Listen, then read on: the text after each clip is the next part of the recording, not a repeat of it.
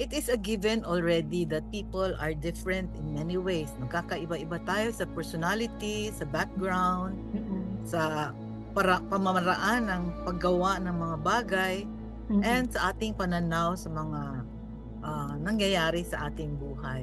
Mm. However, there are other factors that may contribute to the tensions and misunderstandings in relationship. Mm.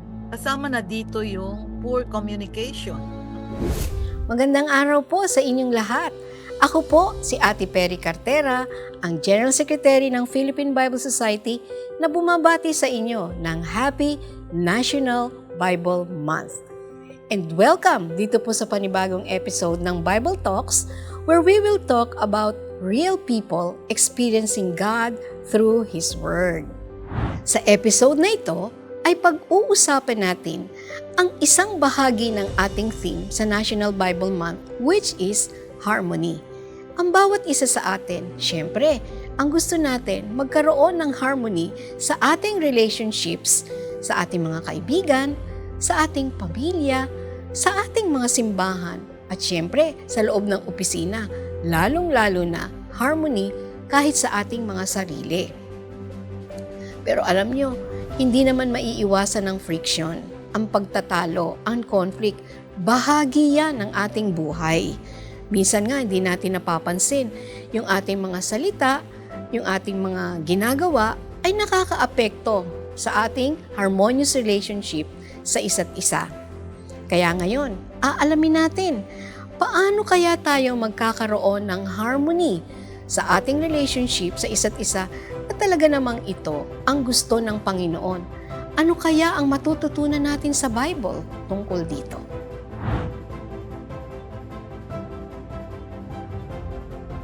Kasama ko po sa talakayang ito ang ating guest na si Dr. Fe Arsenas. Si Dr. Fe po ay isang retired na Dean at Research Director mula sa Brokenshire College sa Davao. Isa siyang registered psychologist and architect. At isa ring practicing psychotherapist and counselor. Bukod dito, nagsusupport din siya sa ministry ng kanyang asawa na isang pastor.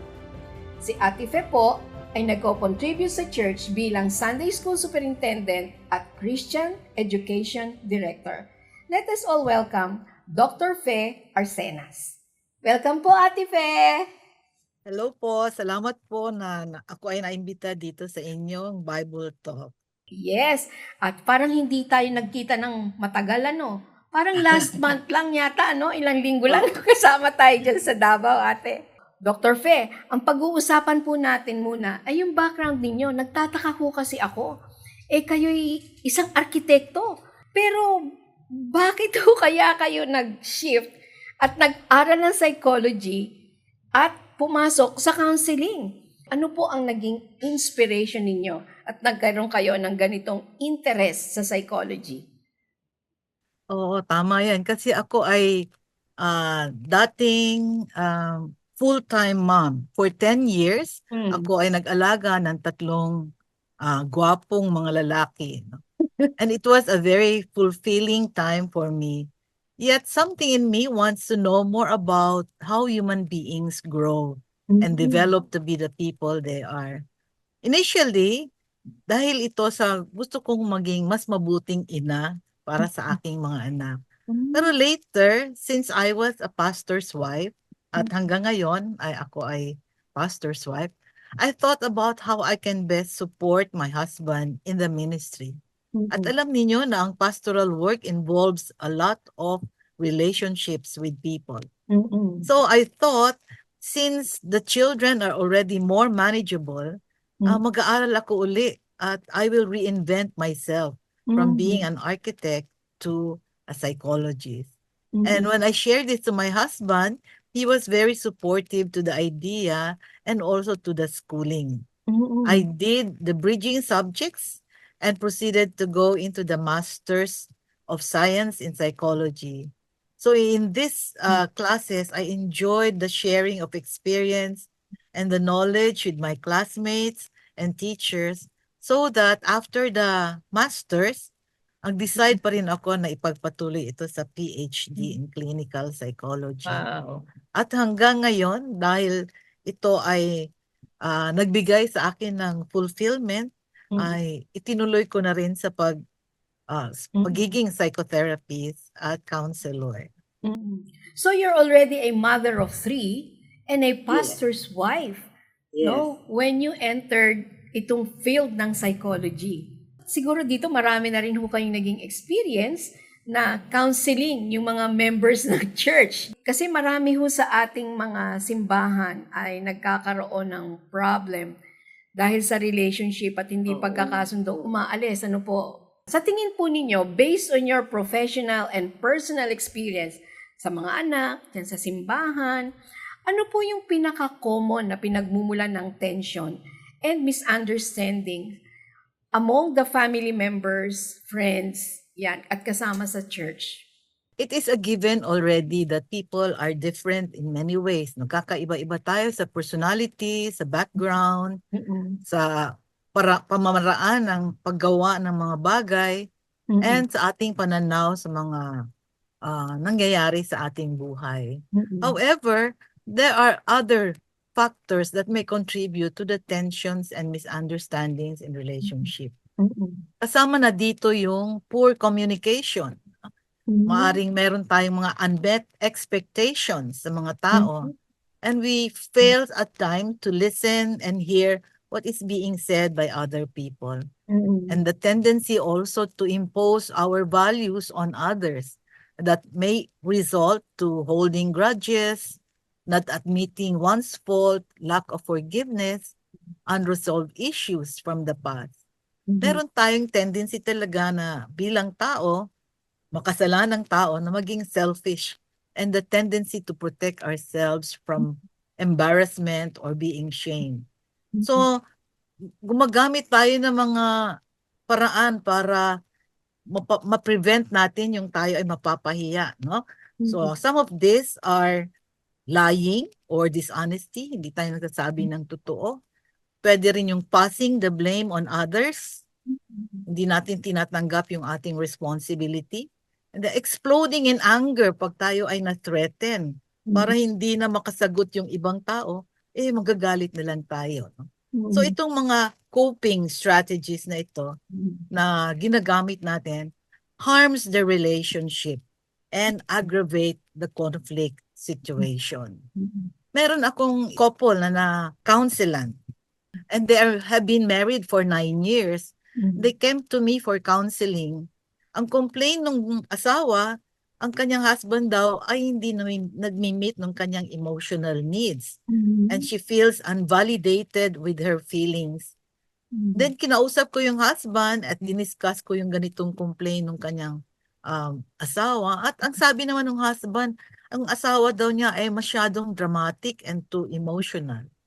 It was obvious that they were on a different page, no? Hindi nakikita yung kanilang pananaw. And that results in a poor communication.